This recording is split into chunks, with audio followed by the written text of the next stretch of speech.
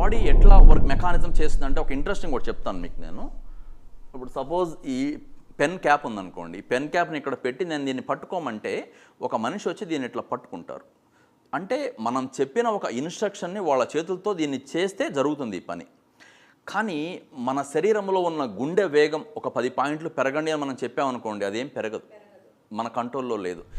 అంటే మన బాడీ లోపల మనం చేస్తే జరిగేవి కొన్ని ఉంటాయి, మనం చెప్పకుండా జరిగేవి కొన్ని ఉంటాయి. ఇప్పుడు ఈ రూమ్లో మనం ఉంటే, ఈ రూమ్లో ఎవరికైనా రూమ్లో రాగానే స్వెట్టింగ్ అప్పటిదాకా ఉంటే స్వెట్టింగ్ తగ్గిపోతుంది, బికాస్ ఎయిర్ కండిషన్ వలన స్వెట్టింగ్ ఆగిపోతుంది. ఇదే మనిషి మళ్ళీ కొంత బయట ఎండలోకి వెళ్ళిపోగానే స్వెట్టింగ్ వచ్చేస్తుంది, బికాస్ స్వెట్ గ్లాండ్స్ ఓపెన్ అయిపోతాయి. మన స్కిన్లో ఉన్న స్వెట్ గ్లాండ్స్ మనం చెప్పకుండా క్లోజ్ అయిపోతున్నాయి, మనం చెప్పకుండా ఓపెన్ అయిపోతున్నాయి.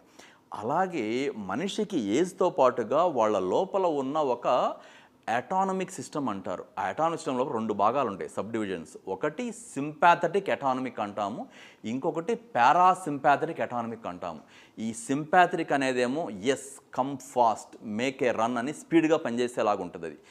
ఈ పారాసింపాథటిక్ ఏమో స్లోగా అంత స్పీడ్గా వెళ్ళదని చెప్తూ ఉంటుంది. పెద్దవాళ్ళలో కొంత వయసు పెరిగినప్పుడు ఈ సింపాథటిక్ నర్వస్ సిస్టమ్ యొక్క ఓవర్ యాక్టివిటీ ఎక్కువగా ఉంటుంది. దాని కాజెస్తో వీళ్ళకి కొంత నిద్ర పట్టకి పని సమస్యలాగా వస్తున్న పరిస్థితి. అలాగే మెదడు లోపల 4 భాగాలు ఉంటాయండి. Suprachiasmatic nucleus, hippocampus, locus coeruleus, amygdala. ఈ 4 భాగాల్లోనూ ఒక 8 రకాల రసాయనాలు ఉంటాయి. GABA, dopa, serotonin, sertraline, adrenaline, noradrenaline, cortisol, cholecalciferol. ఈ 8 రకాల హార్మోన్లో కొన్ని రకాల హార్మోన్లేమో పగల తయారవ్వాలి, కొన్ని రకాల హార్మోన్లేమో రాత్రిపూట తయారవ్వాలి. వాళ్ళల్లో ఏజ్తో పాటు జరిగే ఒక రకమైన ఏజింగ్ ప్రభావంతో ఈ హార్మోన్ల యొక్క లెవెల్స్ కొన్ని మారిపోతూ ఉంటాయి. అందువలన కూడా వాళ్ళకి సరిగ్గా నిద్ర పట్టదు. దాన్ని మనం ఫిక్స్ చేయాలంటే ఒక అసెస్ చేయాలండి. ఫస్ట్ వాళ్ళు మన దగ్గర కనుక వస్తే వాళ్ళు అప్పటికి వాడుతున్న మందులేంటి, వాళ్ళకున్న వేరే జబ్బులేంటి, దాంతోపాటు వాళ్ళ శరీరంలో ఉన్న కెమికల్ అండ్ హార్మోనల్ డిస్టర్బెన్సెస్ని కొంత క్లోజ్గా అబ్జర్వ్ చేయటము, ఏజ్తో పాటు జరిగే వాటిని ఎంతవరకే మనం కంట్రోల్ చేయొచ్చు అనే ప్రకారంగా ఒక అసెస్మెంట్ చేసిన తర్వాత కొన్ని టెస్టులు ఉంటాయి. ఆ టెస్టుల్లో మందులు కూడా కొన్ని ఉంటాయండి. మందుల్లో అసలు డైరెక్ట్గా బలవంతంగా నిద్ర తెప్పించే మందులు కొన్ని ఉంటాయి.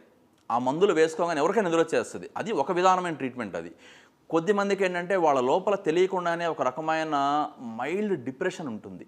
అది ఉందేమో తెలియాలి మనకి, అది ఉందో తెలియాలి, కొన్ని పరీక్షలు కావాలా. కొద్దిమందికి ఒక రకమైన యాంగ్జైటీ ఉంటుంది. కొద్దిమందికి వాళ్ళు వేరే జబ్బు కోసం వేసుకునే బిళ్ళ దానికి ప్లస్గా పనిచేసి దీనికి నెగిటివ్గా పనిచేస్తుంది. సో ఒక కాంప్రహెన్సివ్ అప్రోచ్ లేకుండా మనం జస్ట్ ఒక మాట ద్వారా we can't fix the case, but we can fix at the cost of 90% మనం ఫిక్స్ చేయగలం.